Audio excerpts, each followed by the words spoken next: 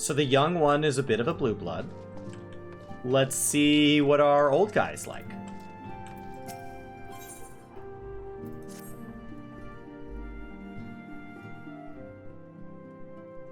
Let us begin anew, Master Terplanter.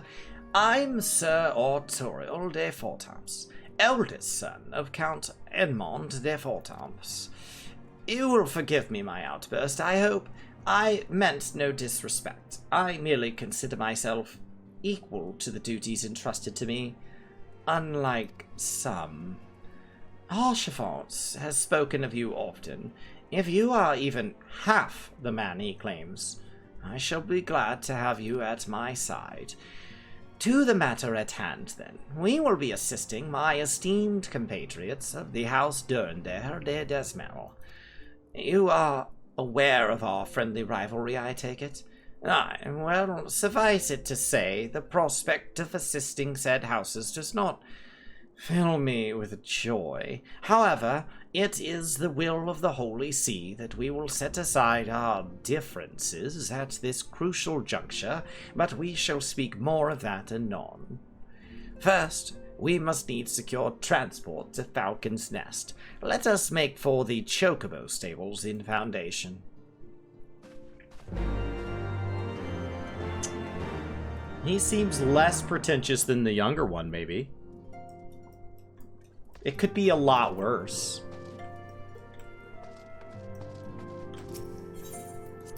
Alright. So I have a choice. Do I get to do both? It seems like I get to do both. So, which one do we do first? Everything has been taken care of, old boy.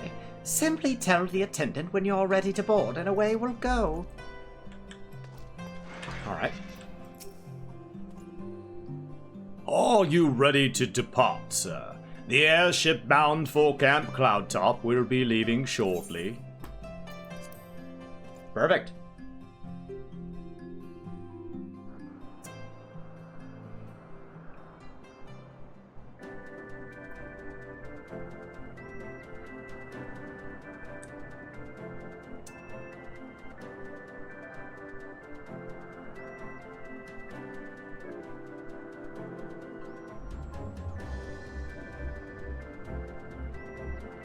Upon an airship, conceived within the fecund mind of Sid Garland, renegade prodigy of Garlemald, who had come to call Eorzea home.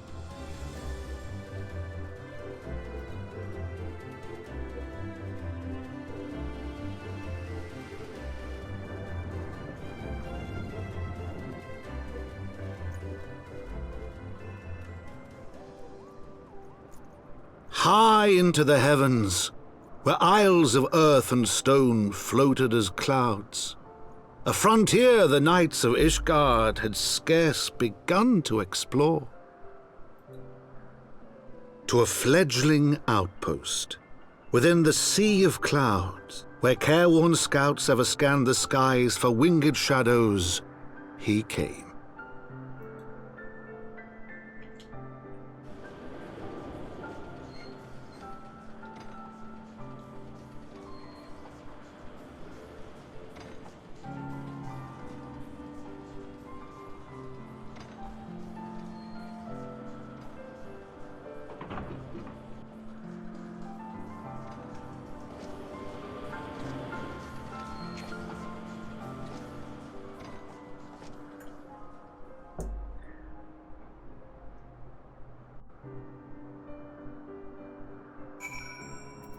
Cloudtop was such an incredible zone back then. I just remember being blown away visually when Heavensward launched.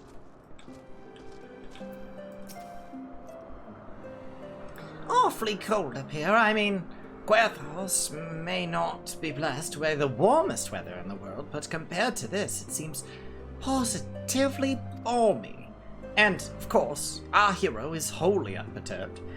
You don't have to maintain that strong, silent persona all of the time, you know? Never mind.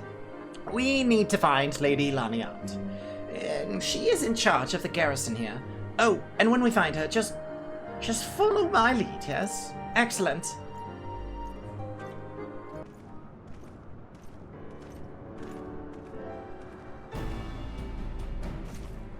Master Derplander, welcome.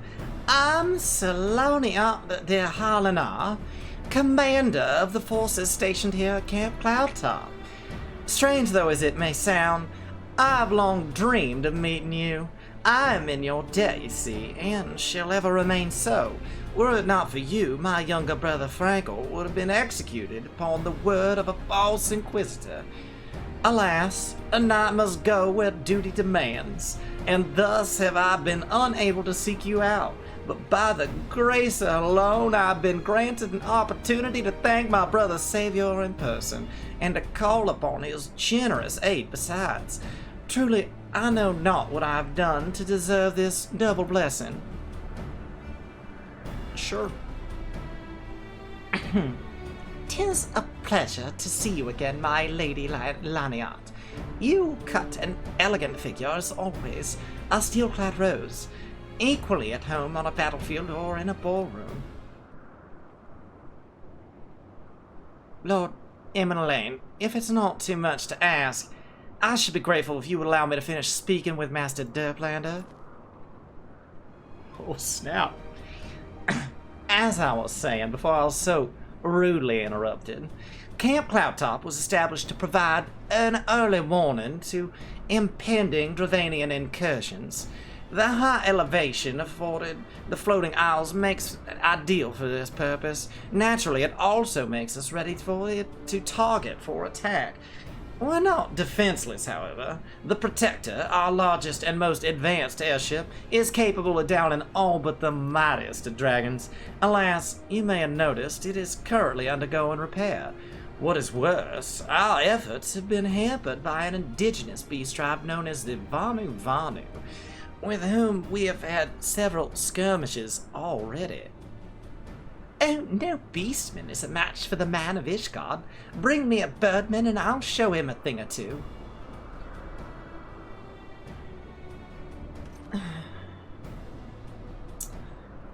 I fear much and more may be asked of you in the days to come, Master Derplander.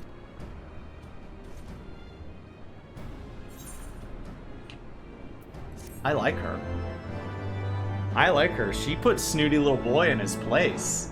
She put snooty little boy in his place. Oh, did that hurt your feelings? Oh, you backed all the way over here to pout? Oh, when we were chatting, you were standing right here. But, oh, your feelings got hurt. Oh. Oh, my lovely Lady Lania, I shall win your heart. Oh, no, I don't think you will. I don't think you will. I think you need to stand back there.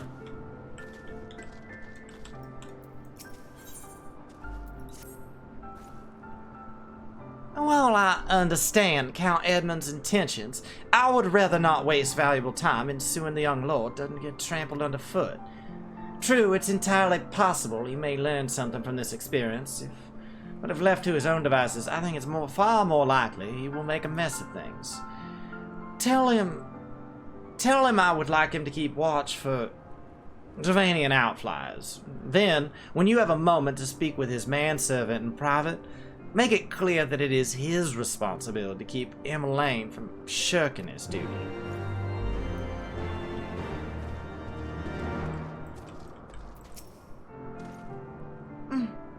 A request from Laniart. Why didn't she think to ask me in person? Surely she must see me standing here, but a few yomps away. Oh, never mind. What is it? Oh, it's a mission of paramount importance. You're going to want to keep watch for Dravanian outflies. A mission? Yes, of course. That's why I'm here. I shall do as the lady asks. All right, bud. All right. Now, I don't know who this child is that's been following you. Ah, Master Derplander. I do not believe I've properly introduced myself. My name is Honoroy, and I serve at the pleasure of Lord Emmeline. Lady Loniart would have me accompany Lord Emmeline on his mission? Oh, I understand completely. I will do my utmost to keep him out of harm's way. Well, that's a little bit like asking the horse to watch the dog, but okay. Were he here of another house, mayhap I would not feel obligated to go to such lengths to preserve his safety and dignity. In any case, I appreciate you speaking to him for me. It would seem he actually listens to you, at least more so than others. Or mayhap you are more skilled at this than most. I suspect you have had to humor your fair share of difficult men before. Oh yeah. Oh yeah. Oh yeah. Oh yeah. That's some sweet gear right there. Boom.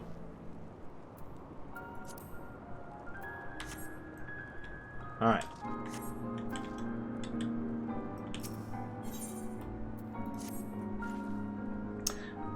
Now that you got new pants on, and Lord Emmeline is out of harm's way, we are free to discuss matters of actual import, such as our struggles with the Vanu filthy beasts. We first encountered the Vanu several years ago, when we had just begun to explore the Sea of Clouds. After an exchange of pleasantries and gifts, we received permission to construct a permanent lookout post. There was a peace between our peoples for half a year until suddenly, for reasons unknown, their attitudes towards us changed. They began to attack our foraging parties without provocation, forcing us to rely more heavily on the supplies flown in from Ishgard. But words are no substitute for first-hand experience. Go on and see Sir Muriel. She could use your assistance. Alright. Up, and we're beached. We're stuck on the ground. I hate not being able to fly. My first thought was, oh, I'll just fly. Nope. Nope. Nope. You can ride around on the ground on your big whale and like it.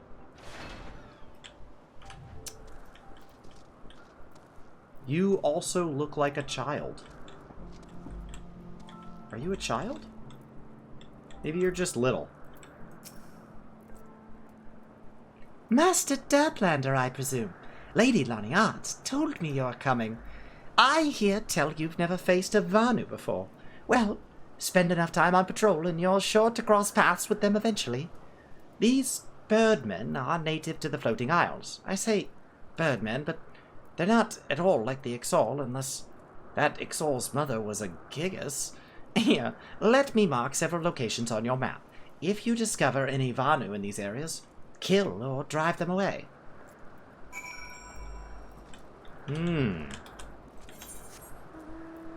So canonically,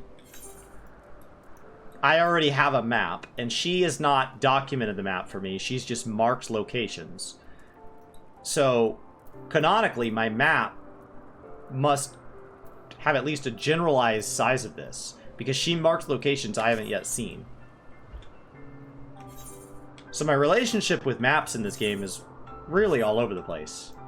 Because she marked areas I haven't been to. Which tells me that she can look at my map and know roughly where it is. Alright. I steel myself, but no birdman woke up feeling dangerous this day. Onward to the third one.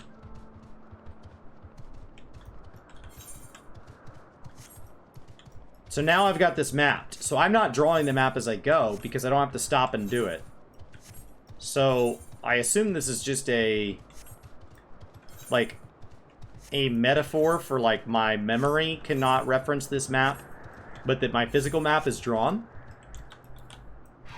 Because the fact that this mapped in real time perfectly as I went there tells me I am holding a real map. The fact that she marked it tells me I'm holding a real map. So maybe Fog of War is supposed to be a metaphor for what I know and don't know? Yeah, I needed the grabby hand, not the whoa stop hand. Got it. Oh, and I should be riding around on my motorcycle. You are right, Antiquus. Let me get my motorcycle out. I stopped worrying about my motorcycle when we could fly.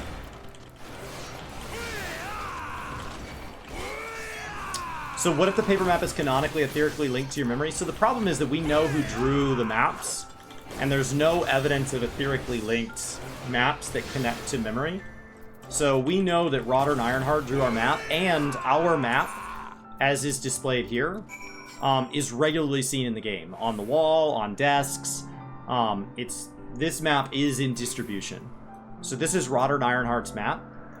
Zone maps get a little bit goofier, because if you zoom in... there's also some questions about, like... how do we get maps when we go beyond base Eorzea? So I assume when we're in the first, that we're given a map from a different Ironheart. The first Ironheart. And that's fine. In Endwalker, however, we go to zones that no Ironheart has ever been through. So I think that it is likely...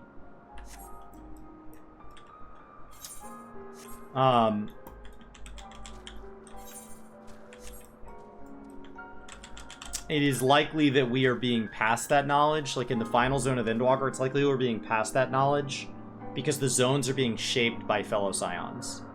So I think the final zone, that is likely given to us as a gift. As for Mar Lamentorum and like, that gets a little harder to justify beyond just game mechanics. So I did all these, so now we just go back. So I need to get my mount out. Finished with your patrol? Anything to report? Yeah, I killed a bunch of birds. Some looked like people. Well, maybe it was too much to hope for a day without a skirmish. At least I can take solace in the fact that Halone has blessed us with a mighty ally.